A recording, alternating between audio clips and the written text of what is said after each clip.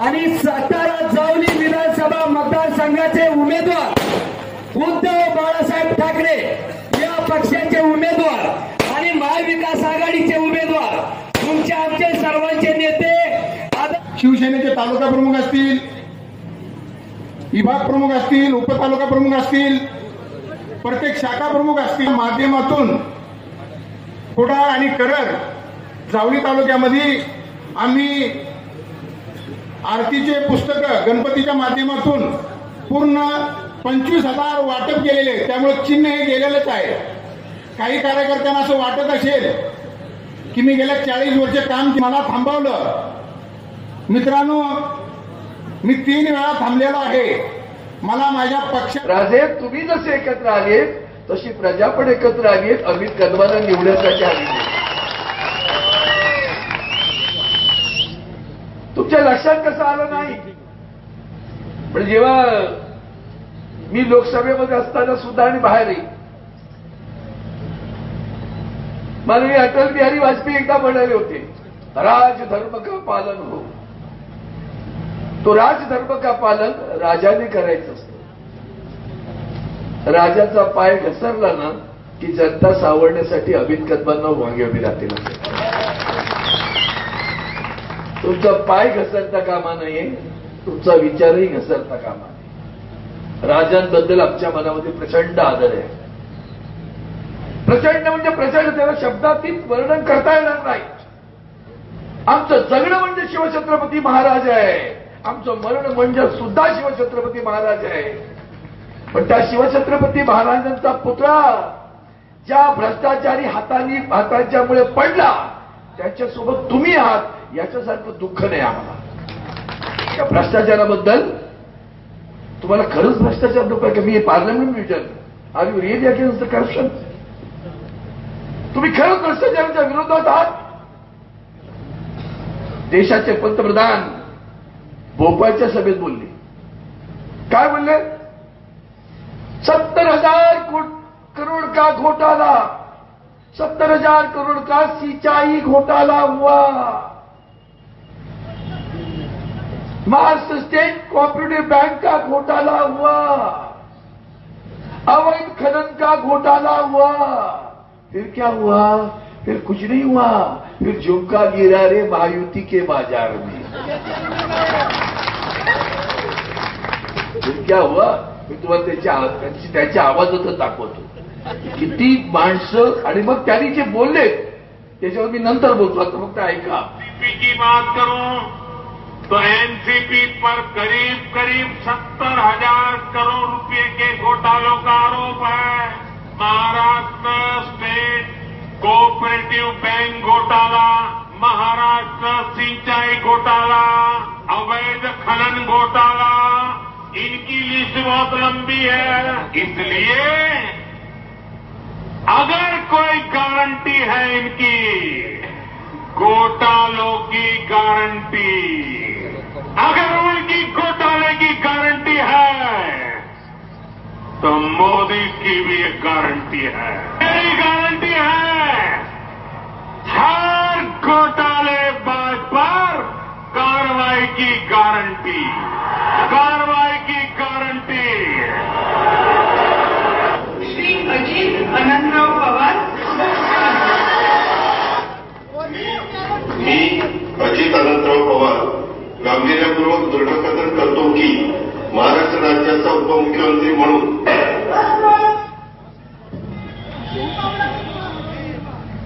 क्या गारंटी? ये मेरी गारंटी है. इन घोटालों को कार्रवाई होगी. क्या कार्रवाई हुई? आपने सम्मान किया. क्या कार्रवाई हुई? आपने उनको सरकार में लिया. क्या कार्रवाई हुई? आपने उनको उप मुख्यमंत्री बनाया. क्या कार्रवाई हुई? आपने उनको वित्त मंत्री बनाया. और क्या कार्रवाई हुई? कुछ समय के बाद आपने क्लीन चिट भी दे दी. ये मेरी गारंटी है. आज तुम्हाला सांगतो, अमित कदमांना निवडून द्या. महाराष्ट्रात महाविकास आघाडीचं सरकार येणार. हे हमारी गॅरंटी है. अभी हमारी गारंटी है. आम्ही तर पटकन म्हणून गेलास की साहेब आमच्याकडे नोकऱ्या नाही, सगळी मुलं शिकतायत, पुढे मुंबईला जात आहेत. राजे काय करताय आपण? ना दिल्लीत ना गल्लीत आवाजही उठत नाही. नाही वाटतं का तुम्हाला इथे काय करावं असं? जावळीच्या खोऱ्याकडे एवढं दुर्लक्ष करू नका बरं. त्या खोऱ्याने इतिहास घडवलाय, तो इतिहास पुन्हा घडवणार आहे. अनेक वेळा जी राजकीय स्थित्यंतरे ह्या जावली तालुक्यानं पाहिली आणि त्या माध्यमातून जे काही स्थित्यंतरं आपण सगळी अनुभवली, त्याच पद्धतीनं 95ला ज्या पद्धतीनं सन्माननीय सदाभाऊ सपकाळांचा शिवसेनेच्या माध्यमातून ह्या पश्चिम महाराष्ट्रातले पहिले आमदार म्हणून ज्यांचा उल्लेख होतो, ती परिवर्तनाची चळवळ या मातीमध्ये जन्माला आली, तीच चळवळ पुन्हा एकदा 2024च्या निमित्तानं तुमच्या आमच्या मनामध्ये मशालीचा जी ऊर्जा आहे, जी ज्योत आहे, ती घेऊन परिवर्तनाची चळवळ आता आपण सगळ्यांच्या साक्षीनं उद्याच्या 20 तारखेला घडवणार, ह्याविषयीचा ठाम विश्वास बाळगणारी ही आजची सभा आहे. काल परत्वे कुठल्या ना कुठल्या गोष्टी आणत असते आणि त्याच पद्धतीनं ज्या सदाभाऊ सपकाळांचा 90ला पराभव माझ्या वडिलांनी केला, त्याच सदाभाऊ सपकाळांनी अण्णांचा पराभव 95ला केला आणि त्याच सदाभाऊ सपकाळांनी 25 वर्षाच्या कालावधीनंतर माझ्यासारख्या सर्वसामान्य कार्यकर्त्याला हाच शिवसेनेचा वंदनीय बाळासाहेब ठाकरे साहेबांचा भगवा माझ्या हातात दिला आणि परिवर्तनासाठी तू आता सज्ज हो, लढण्यासाठी सज्ज हो, चळवळीसाठी सज्ज हो, यासाठी मला पाठबळ दिलं. त्यासाठीचा सुद्धा नियतीचा विषय माझ्या आजपर्यंत न उलगडणाऱ्या खोड्यामध्ये बसलेला आहे. पण हे शेवटी आपण करतो तेव्हा याच्यामध्ये कोणतीही राजकीय भूमिका नसते. राजकीय भूमिकेपेक्षा राजकीय स्वार्थ नसतो. आपल्याला ही सर्वसामान्य लोकांची, कष्टकऱ्यांची, शेतकऱ्यांची जी आसू आहे ती पुसण्यासाठी म्हणून आपल्याला ही संधी दिली गेलेली असते. आणि त्या निमित्तानं मी आज जी मला आपल्या पक्षाच्या प्रमुखांनी उद्धवसाहेब ठाकरेंनी मला ही संधी उपलब्ध करून दिली, त्यामुळे मी साहेब आपल्या सगळ्यांसहित उद्धव साहेबांचं मनापासून धन्यवाद मानतो. त्यांना सुद्धा तालुक्याचा राजकीय इतिहासच माहीत नाही, त्यामुळे बऱ्याच जणांचा सुद्धा घोटाळा होतो. या तालुक्याचा जो प्रकल्प आला हा साखर कारखाना, त्याच्यामध्ये सुद्धा ज्या पद्धतीनं भाऊंनी सांगितलं माझं योगदान राहिलं, तशाच पद्धतीनं विद्यमान आमदार तत्कालीन परिस्थितीमध्ये माझे वडील होते आणि वडिलांनी आमदार जेव्हा असताना पवार साहेबांनी आवर्जून सांगितलं लालसिंगराव काकांच्याकडे जावा आणि हा निरोप द्या की तुमच्या कारखान्याला मान्यता राज्य शासनाच्या वतीने दिलेली गेलेली आहे. आणि सुदैव असं होतं की काल तारखेच्या उभारणीमध्ये ज्याच्या अनेक संस्था काम करत होत्या तशा त्या संस्थापक प्रवर्तक मंडळामध्ये माझे वडील सुद्धा कारखान्याच्या उभारणीमध्ये कामच करत होते. कदाचित काही लोकांना जेव्हा आपल्याला आयतं खायला मिळतं तेव्हा आपल्याला मागं जे बनवणारे जे काय, घडवणारे जे काय, याचा विसर बऱ्याचदा पडलेला असतो. त्यामुळं जेव्हा त्यांचा तत्कालीन परिस्थितीमध्ये मृत्यू झाला, मला प्रवर्तक संचालक सुद्धा होण्याची संधी लालसिंगराव काकांनी दिली आणि या तालुक्याच्या राजकारणामधला हा प्रकल्प गोळा करत असताना अनेक सभासदांचे अर्ज भरून घेणे, सभासदांच्याकडे आपण शेअर गोळा करणे, यासाठी मी असेल, भैयासाहेब असतील, सन्माननीय जितेंद्रजी असतील, संग्रामजी असतील, विचारा त्यांच्या कुटुंबातल्या सगळ्या सदस्यांना, आम्ही सगळे मंडळी मुंबई असेल, अलिबाग असेल, ज्या त्या ठिकाणी जावं लागेल त्या त्या ठिकाणच्या सगळ्या लोकांना आम्ही आवाहन करायचो की हा आमच्या डोंगरी विभागातला कारखाना आहे, त्याला तुम्ही कुठेतरी पाठबळ द्या, त्याला कुठेतरी सहकार्य करा की जेणेकरून माझ्या तालुक्यातल्या शेतकऱ्यांना इथं आम्हाला न्याय देता येईल. त्यामुळे बऱ्याच जणांना हा विसर पडल्यानंतर त्यांना सुद्धा ही जनता योग्य प्रकारे येणाऱ्या कालावधीमध्ये कारखाना कसा चालवायचा हे पहिले शिकलं पाहिजे आणि मग बाकीच्यांवर आरोप करायची भूमिका घेतली पाहिजे. ज्यांना कळतच नाही का, जसं भाऊंनी सांगितलं, म्हणजे मला अनेक कार्यकर्ते नेहमी सांगतात की जेव्हा जेव्हा यांना कॅडबरी खायची इच्छा झाली त्यावेळेस तालुक्याचं भंगार विकायचं. 25 वर्षापासून असलेले प्रश्न आजही तेच आहेत. जनतेला स्वतःच्या स्वाभिमानासाठी कोणत्याही स्वरूपाचं मान मला दुर्दैवानं सातारमधल्या जनतेमध्ये दिसला नाही. स्वाभिमान जागा करण्यासाठी आपण आता ही मशाल हातात घेतली. त्यामुळे आपल्याला सगळ्यांना नम्रतेची आग्रतेची विनंती आहे की सातारचा मतदार असू द्यात, जावली तालुक्यातला मतदार असू द्यात, आपण सगळ्यांनी मिळून ही स्वाभिमानाची लढाई आता आपण हातात घेऊयात आणि प्रत्येकाला कसा स्वाभिमान जागा करता येईल, त्याला न्याय प्रक्रियेत कसं घेता येईल, ह्यासाठी म्हणून आपण काम करूयात. हजारो कोटीचा विकास सांगितला जातो, मला माहिती आहे की मी आता आमच्या केरळ परिसरामध्ये असू द्यात, करहर परिसरामध्ये असू द्यात, काल मी शेंद्रे गटामध्ये फिरायचा प्रयत्न केला.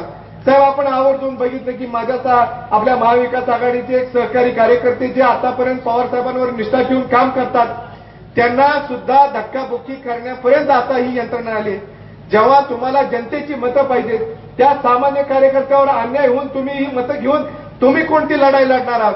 जर लोकांच्यावर नांगरच फिरवायचा आहे तर शिवछत्रपतींचा जो सोन्याचा नांगर ज्या स्वराज्याच्या स्थापनेसाठी होता तो नांगर कुठं आणि तुम्ही जनतेवर कशा पद्धतीने अन्याय अत्याचार करता याचं सुद्धा उत्तर आणि जाब तुम्हाला 20 तारखेला द्यावाच लागेल.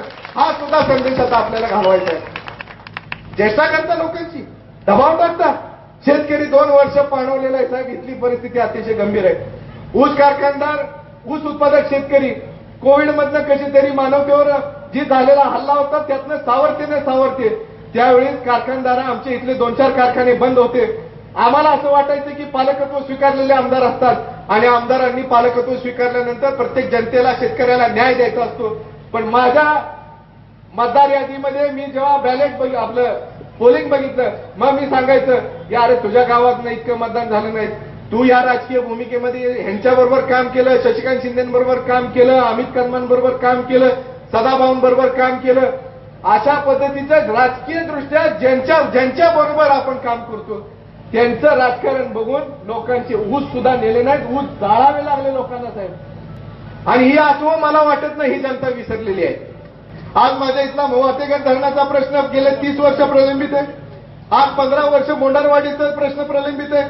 जर तुम्हाला प्रत्येक प्रश्न सोडवण्यासाठी 15 वर्षाचा कालावधी गेला तर अजून तुम्हाला 5 वर्ष कशासाठीची संधी उपलब्ध करून द्यायची हाही सवाल आपण जनतेने विचारला पाहिजे. म्हणजे प्रश्न अजून सोडवायचेच नाहीत, पण सत्तेचं मात्र राजकारण करायचं. आणि राजकारण करायचं ते करायचं तर 1000 कोटीचा आकडा आमच्या समोर टाकला जातो. साहेब, एकाही ठिकाणी कुठेही रस्ते चांगले नाहीत, एकाही ठिकाणच्या व्यवस्था चांगल्या नाहीत आणि ठेकेदारांची घर सांभाळण्यासाठी 4 चौघांचंच घर आहे. म्हणजे आमच्या कुडामध्ये सुद्धा एकच जे प्रमुख आहेत ते ह्यांचे कार्यकर्ते ठेकेदारच आहेत. सामान्य जनतेतला कोणी कार्यकर्ता नाही. अशा पद्धतीनं काम करणारी यंत्रणा ठेकेदारांची.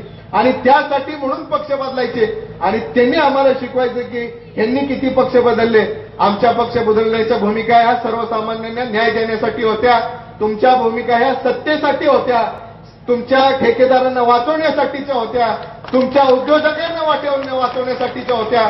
किंबहुना तुमचे भ्रष्टाचाराचे जे लक्तर आतापर्यंत ज्यांनी काढली त्या कारखान्याचंच जतन आणि संवर्धन करण्यासाठीच्या होत्या.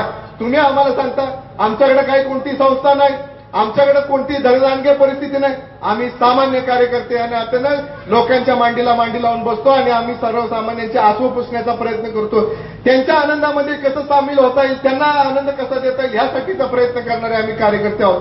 त्यामुळं तुमच्याशी आम्हाला तुलना निषेधच करायची नाही, पण सामान्य जनतेची आमची जोडलेली नाळ आहे. त्यासाठी आम्ही सगळेजण उद्याच्या 20 तारखेचा निकाल घेणार आहे. हा ठाम विश्वास माझ्यासारख्या कार्यकर्त्याला आहे. माझ्यासारख्या सर्वसामान्य कार्यकर्त्याला तुमचं नेतृत्व करण्याची संधी उपलब्ध करून द्या. आता विश्वास बाळगून आपल्या सगळ्यांची रजा घेतो. जय हिंद, जय महाराष्ट्र. केलेले आणि जे ठेकेदार आहेत, जे ठेकेदार जिल्हा परिषदेल्या किंबहुना बांधकाम विभागामध्ये बिलं काढण्यासाठी पायरीवरती बसतात, असे ठेकेदारांना सांभाळायचं काम या जावली तालुक्यामध्ये